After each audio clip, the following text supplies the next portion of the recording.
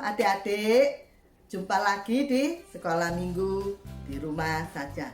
Kiranya kita semua boleh memuliakan Tuhan melalui apa?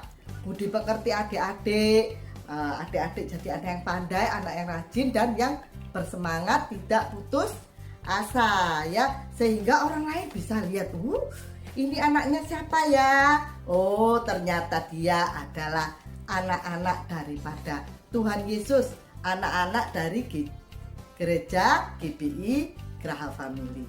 Ayo kita awali ibadah kita dengan berdoa. Lipat tangan, tutup mata.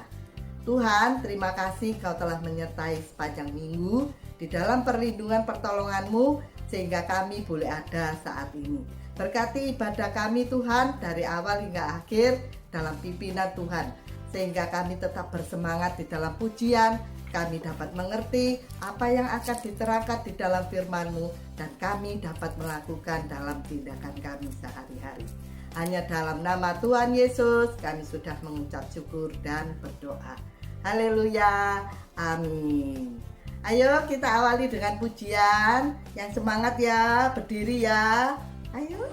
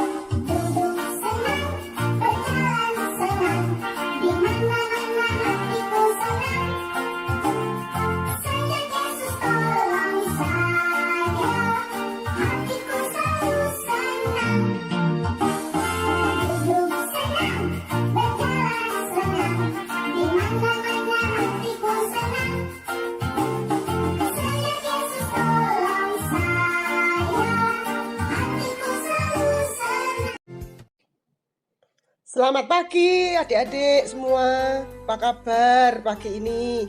Kalian berharap kalian baik-baik saja ya.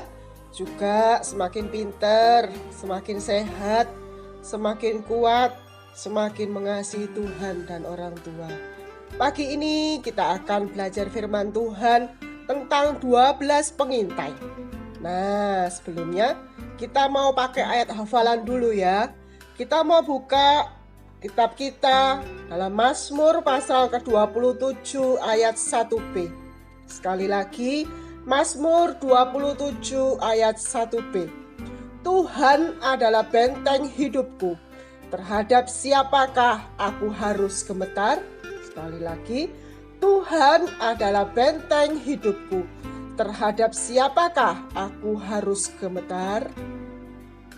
Anak-anak, apa yang kalian lakukan seandainya kalian terpilih mewakili sekolah kalian untuk suatu pertandingan? Entah itu pertandingan cerdas cermat ataupun pertandingan olahraga. Tentu kalian akan terus berlatih, terus belajar supaya menang, bukan? Apakah kalian juga ingin tahu kemampuan lawan kalian?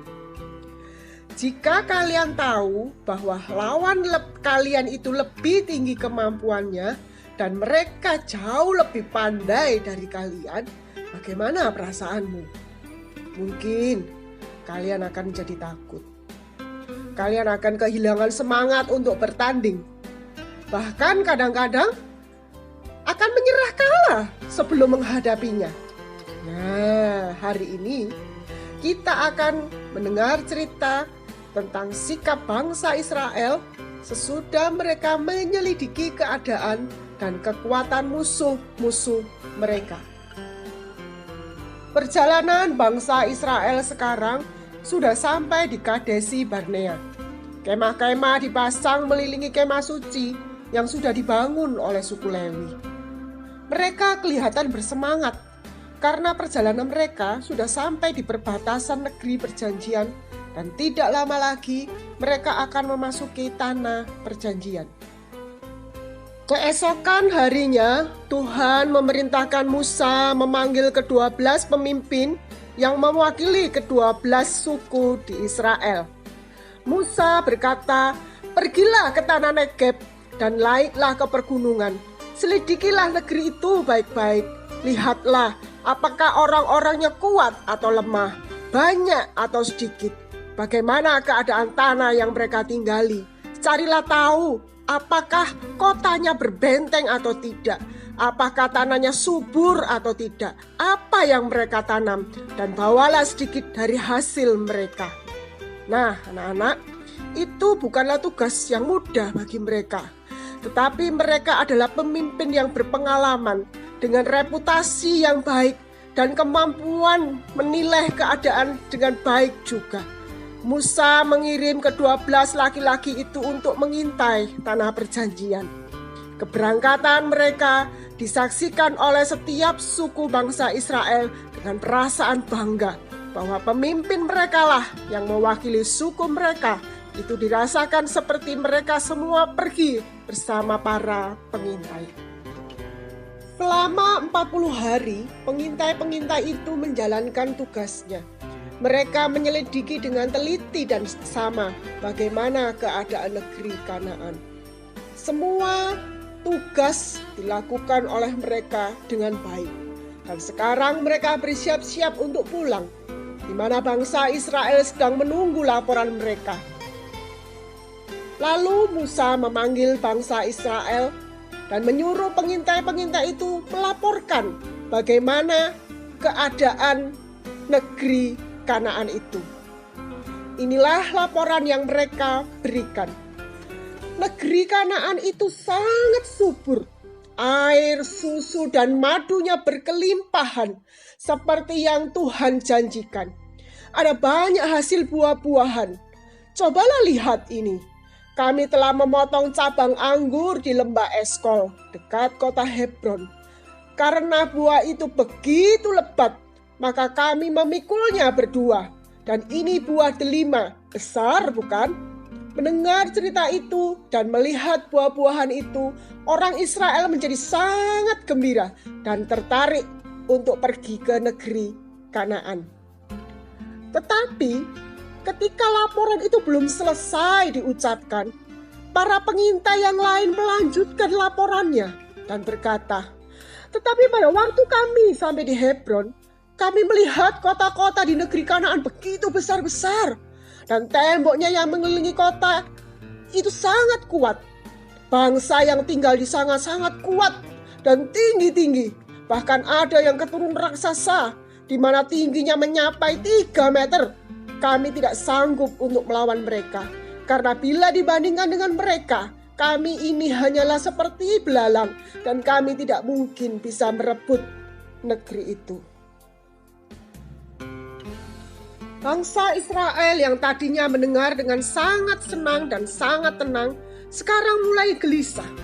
Mereka membayangkan betapa tingginya orang yang 3 meter itu. Kota-kota yang berbenteng, mereka menjadi cemas. Mereka menjadi takut dengan laporan dari para pengintai itu. Kemudian Kaleb, pemimpin suku Yehuda, dengan cepat tanggap mereka maju ke depan dan berkata, "Saudara-saudara, teguhkanlah imanmu, jangan takut. Kita maju merebut tanah itu. Tuhan akan menolong kita." tentu saja kita akan bisa mengalahkan orang-orang itu bila Tuhan beserta kita. Tidak, kita tidak bisa, kata pengintai yang lain. Percayalah kepada kami, kita tidak bisa melawan orang-orang itu, sebab mereka jauh lebih kuat dari kita, jauh lebih besar dan perkasa dari kita. Kemudian pengintai yang lain berjalan di antara bangsa Israel dan memberitahu mereka semua hal-hal yang menakutkan, yang mereka lihat dan yang mereka dengar. Lalu orang-orang tidak mau mendengarkan Kaleb lagi. Bangsa Israel mulai bersungut-sungut dan tak lama kemudian mereka mulai menangis meraung-raung dan meratap serta berkata, "Mengapa Tuhan, Kau bawa kami ke tanah ini? Apakah supaya kami tewas dengan pedang? Bagaimana dengan keluarga kami ketika kami bisa ditahan sebagai tahanan? Lebih baik kami kembali ke Mesir dan mengangkat seorang pemimpin di antara." Musa dan Harun sangat kecewa terhadap sikap bangsa Israel. Mereka tersungkur ke tanah di depan seluruh orang Israel. Apa yang akan Tuhan lakukan dengan orang-orang yang tidak percaya ini? Mereka tetap berharap orang-orang ini akan sadar. Mengapa mereka begitu gampang putus asa dan menghina Tuhan? Bukankah Tuhan sudah menolong mereka berulang kali? Tak lama kemudian datanglah Yosua, berdiri di sebelah Kaleb dan berkata, "Saudara-saudaraku, kami telah melihat negeri itu. Kanaan adalah negeri yang sangat baik, tanah yang melimpah susu dan madu. Pastilah Tuhan akan membawa kita ke sana dan memberikannya kepada kita, asal kita taat kepadanya. Jangan melawan Tuhan, tapi kita taat kepadanya, maka Kanaan akan diberikan kepada kita." Bangsa Israel menjadi marah kepada Yosua dan siap-siap untuk melempari Yosua dan Kaleb dengan batu. Tiba-tiba tampaklah kemuliaan Tuhan berupa awan dalam kemah pertemuan. Mereka semua melihatnya. Bangsa Israel masih memegang batu di tangannya. Mereka gemetar ketakutan. Keadaan menjadi begitu hening. Dan Tuhan berbicara kepada Musa, "Musa, berapa lama lagi bangsa ini melawan aku? Sampai kapan mereka tidak percaya kepada aku? Lupakah mereka dengan setiap tanda ajaib yang sudah kuperbuat dari sejak di Mesir? Aku akan membinasakan mereka dengan mendatangkan penyakit menular. Tetapi engkau akan kujadikan bangsa yang lebih besar dan lebih kuat dari mereka." Pernyataan Tuhan ini membuat hati Musa menjadi begitu sedih. Kemudian Musa berseru kepada Tuhan, "Janganlah Tuhan Kau membinasakan bangsa ini, meskipun mereka telah mendurhaka kepadamu. Apa yang akan dipikirkan bangsa lain jika mereka mendengar Tuhan telah membinasakan umat-Mu ini? Engkaulah Allah yang panjang sabar. Ampunilah bangsa ini sesuai dengan kebesaran dan kasih setiamu." Tuhan mendengarkan seruan Musa dan mengampuni bangsa Israel sesuai dengan permintaan Musa. Tetapi Tuhan berfirman, "Semua orang yang telah melihat kemuliaanku dan tanda-tanda mujizatku yang telah kuperbuat di Mesir dan di padang gurun, namun tidak percaya dan terus mencobai aku, mereka tidak akan masuk ke tanah perjanjian." Adik, Tuhan itu maha kasih, tetapi Tuhan juga maha adil. Jadi, setiap orang yang berumur 20 tahun ke atas akan mati di padang gurun, kecuali Yosua dan Kaleb. Mereka mempunyai iman yang berbeda. Mereka menyertai generasinya masuk ke dalam tanah perjanjian. Nah, adik-adik, melalui pelajaran firman Tuhan pagi ini kita boleh menyimpulkan bahwa ketidakpercayaan kepada Tuhan membawa kita kepada kebinasaan. Dan kita juga boleh menyontoh hidupan dari Yosua dan Kaleb sebagai pahlawan kita, dan kita boleh mengikuti keberanian iman mereka. Nah, adik-adik, kreativitas kita minggu ini adalah membuat suatu gambar reka adegan yang terjadi pada waktu itu. Misalnya, tanah Kanaan kita gambarkan sebagai sebuah pedesaan atau sebuah benteng yang kokoh, dan di mana di sekitarnya ada 12 orang pengintai yang sedang mengintai negeri itu.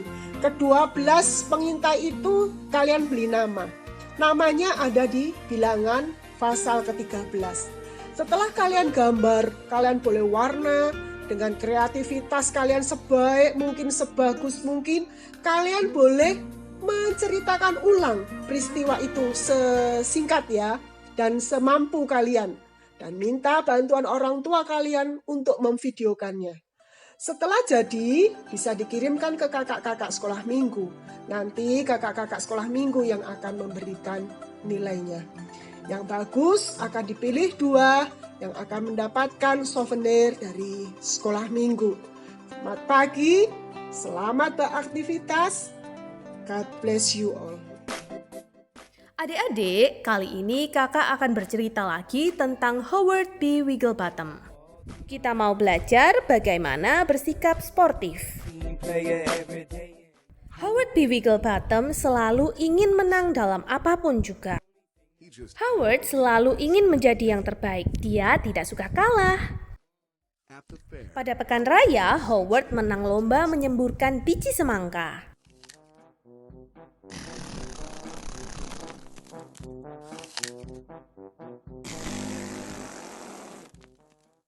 Howard juga menang lomba memukul palu.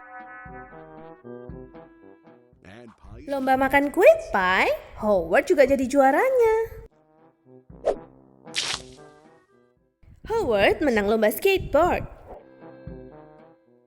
Lomba trampolin, pastinya Howard juga menang lagi.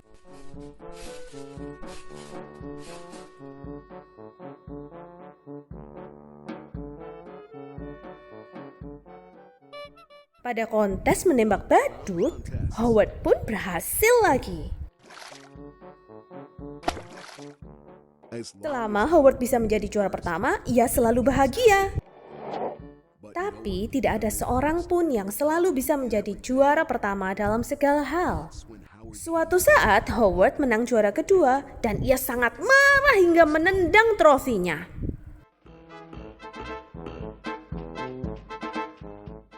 Karena Howard sangat ingin jadi juara pertama, ia sampai tega berbuat curang pada temannya. Lagi-lagi Howard berbuat curang supaya bisa menang.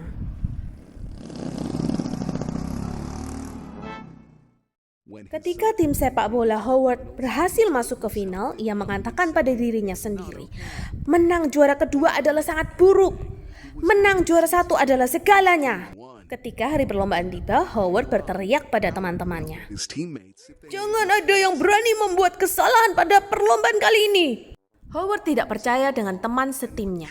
Ia menggiring bola sendiri, bahkan ia tega berbuat curang dengan tim lawan agar dia bisa menang. Melihat hal itu, pelatih Howard mengeluarkan Howard dari lapangan. Howard yang tidak terima dikeluarkan dari lapangan menjadi sangat marah. He was taken out of the game. Pelatih pun menegur Howard. "Howard, yang kamu lakukan itu tidak baik. Kamu harus belajar bagaimana bersikap sportif. Sikapmu sangat buruk, Howard. Kamu tidak layak bermain di lapangan." Howard adalah kapten tim dan pemain terbaik di timnya. Ia memohon pada pelatihnya, "Pelatih, teman-temanku membutuhkanku untuk menang. Tolong kembalikan aku ke lapangan." Pelatih pun tetap menolak Howard. "Howard, terkadang ada hal yang lebih penting daripada menang." Tapi tidak untuk Howard. "Mereka akan kalah tanpa aku. Lihat aja, pelatih akan menyesal nanti." Howard melihat teman-temannya saling menyemangati satu sama lain. Mereka mampu bekerja sama dengan baik dan menghormati satu sama lain. Saat itu, salah seorang penonton marah-marah dan berteriak pada wasit. Howard melihat orang tersebut digiring keluar lapangan karena sikapnya yang sangat buruk. "Apakah aku terlihat seperti orang itu?" Dalam sekejap, Howard menyadari bagaimana sikapnya yang buruk selama ini. Howard menyesali sikapnya yang sangat buruk. "Pelatih, tolong aku tidak mau seperti orang itu. Tolong kembalikan aku ke lapangan. Aku tidak mau membiarkan timku kecewa. Pelatih pun mengiyakan permintaan Howard untuk kembali ke tim. Howard pun berlari menyusul timnya. Saat itu permainan tinggal 1 menit saja dan skornya berimbang. Howard berhasil menggiring bola dan ia punya kesempatan untuk melakukan tendangan. Tapi Howard tidak menendang ke gawang, melainkan ia mengoper bola kepada teman-teman timnya.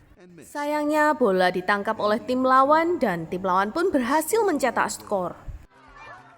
Tim Howard pun akhirnya kalah. After the game, Pada akhir pertandingan, Howard pun menerima bahwa timnya menduduki urutan kedua. Howard tersenyum bahagia dan menjabat tangan kapten tim yang menang. Good job, kapten. Lain kali kami akan menang darimu, kata Howard. Howard, kamu harus bangga pada dirimu hari ini. Kamu telah belajar mengenai bersikap sportif dan bagaimana bekerja sama dalam tim, kata pelatihnya. Howard sangat bahagia. Walaupun juara 2, kemenangan kali ini jauh lebih berharga daripada semua trofi juara satunya. Teman-teman, ingat ya, kemenangan bukanlah segalanya. Tetapi bagaimana kalian bersikap baik untuk mendapatkan sebuah kemenangan itu lebih penting. Sampai jumpa di cerita lainnya. Adik-adik, sesudah kita memuji memuliakan Tuhan, sesudah kita mendengarkan firman Tuhan, bagaimana iman kita harus kuat, teguh seperti Kaleb dan Yosua. Saatnya kita mau tutup ibadah kita dan akan dipimpin oleh teman kita Felis dalam berdoa. Ayo lipat tangan, tutup mata, kita berdoa. Mari kita berdoa, lipat tangan, tutup mata. Terima kasih Tuhan untuk ibadah sekolah minggu kami sesudah bernyanyi dan mendengarkan firman-Mu. Kami semakin percaya dan yakin akan kebenaran firman-Mu. Kami mau menjadi seperti Kaleb dan Yosua, dapat melihat dengan baik kebenaran firman-Mu. Serta kami berdoa untuk orang tua kami, kiranya tetap sehat selalu. Dalam nama Tuhan Yesus kami sudah berdoa. Haleluya. Amin.